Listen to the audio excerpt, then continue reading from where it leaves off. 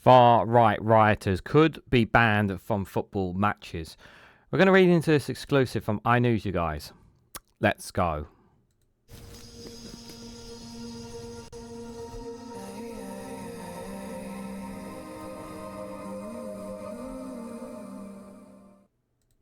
Good morning, good afternoon, good evening, wherever you are in the world. This is Reganelite here with an exclusive from iNews with the headline that the far-right rioters could be banned from football matches. The exclusive reveals that the government is looking at using existing laws around football banning orders to prevent convicted immigration rioters from attending matches.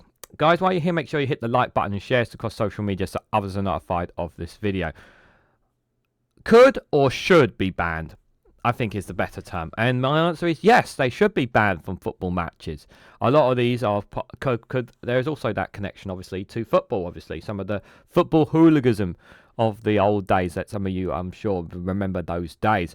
But we still do have a group, unfortunately, out there of hooliganism, not as so anywhere near the levels that we used to have. But I would not be surprised if quite a majority of these of the minority, shall we say, of this minority of far-right thuggery of these people have got season tickets or go to football games or something of some sort, whether it's at a Premier League or in a non-league level. They should be banned from those games. They should be kicked out because of who they are, especially from the areas where they are, and identified and communicated with those football clubs to ensure that they never see a live football game ever again. We need to make them not just feel the full force of the law. We want them to feel unwanted and unwanted in their community in every way sense of the words, because they need to understand that what they've done, the actions that they have done, the assaults on police officers, the destruction of cars, the homes that they have, the vehicles that they've set alight, all this anger and rage that they have used. They need to understand that this is not what the majority of people want. You are a minority, and a very small minority of that. And it's very important to make that distinction. People online, you can make all your claims that you want, that you are that as much as you want to think that you are a majority. But last Wednesday night proved it wrong. And it's important that people like them are held accountable in every possible way that they can be. So let's read a bit more into this, you guys. So, hooligans involved in the far-right violences erupting across the UK could be banned from attending football matches, the Eye has learnt.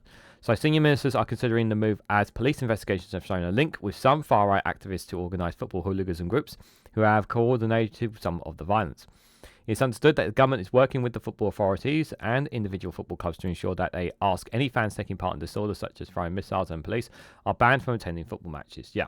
So a lot of these will be from certain areas, and like I said, whether they're Premier League clubs or non-league clubs, whatever level that football club is on, if they are identified and they are known at our football club, they need to be banned.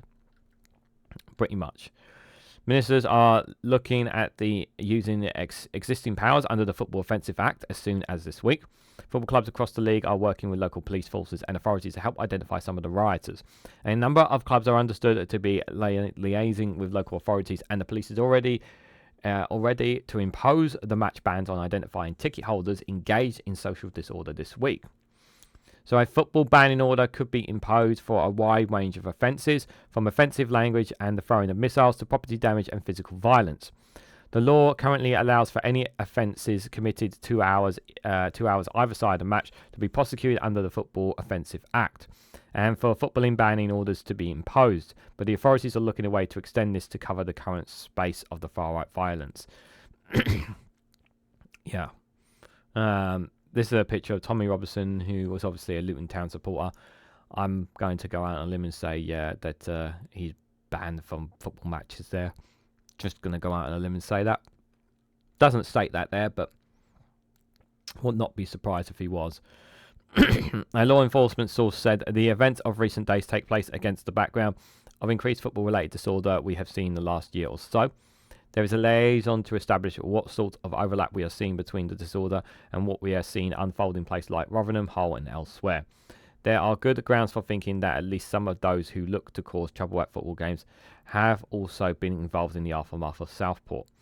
Far-right activist Tommy Robinson, who has been accused of fanning the flames of the recent disorder, has previous links to football hooliganism.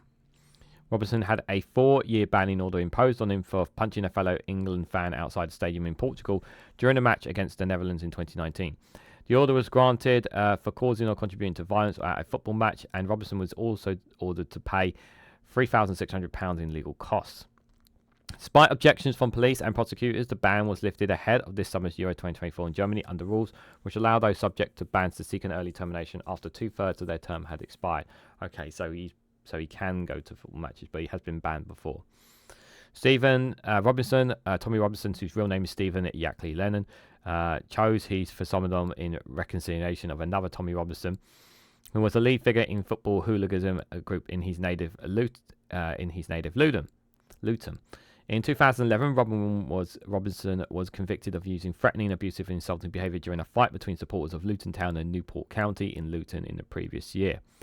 Robinson reportedly led the group of Luton fans and played an integral part in starting a 100-man brawl, during which he chanted EDL till I die, referring to the English Defence League group in which he co-founded. He was sentenced to a 12-month community rehabilitation order with 150 hours of unpaid work and a 3-year ban from attending football matches. I'll come back to that last bit in a second. On Wednesday, a Manchester court heard how one of the football hooligans emitted violence disorder in the city's Piccadilly Gardens last Saturday. Liam Ryan, 28, and from Bradford, pleaded guilty to throwing punches at a rival protester during the troubles in the city centre. The prosecutor said Ryan, who wept throughout the hearing, had previous convictions for involving himself in large-scale distributions, particularly at football matches, and was subject to a football banning order. Ryan was remanded in custody and the case was adjourned until the 14th of August, where he will appear at Manchester Crown Court. The football authorities and the government were contacted for comment.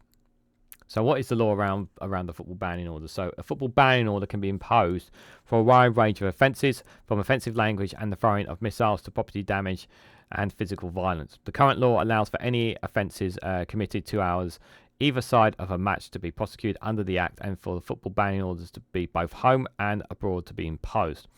Lower level cases dealt with a magistrate's courts can result in a fine of up to £1,000 on top of a match ban. Offences under Section 4A of the Public Order Act can result in anything from a financial penalty of up to 12 weeks imprisonment on top of a match ban. Where someone is charged under Section 4 of the Public Order Act, a violence act against another person can result in anything from a fine to a lengthy prison sentence. All of the above offences can only be dealt with a magistrate's courts, unless in case of the two latter, a person in charge with a racially aggressive form of the offences, in which case can be proceeded to the Crown Court, and the sentencing range can be increased up to life in the case of offence such as murder. So that is the football banning order, obviously there. But like I said at the start, and the question obviously was, the headline there was could be banned from football matches, and I think they should if they are season ticket holders, if they are regulars at a football game, in football matches from where they come from, if they are found to be convicted of causing violent disorder and whatnot, whoever they may be, if they are found to have been convicted and guilty of them, then they should be banned from football matches. Banned from the football grounds that they attend if they do so. I definitely think that's something that they can do, especially considering the football is the number one sport here is the biggest sport here in the UK, in England in particular, and rightfully, you take that something that they like to do all the time, going to football games, away from them. That will also be another wake up call for them as well.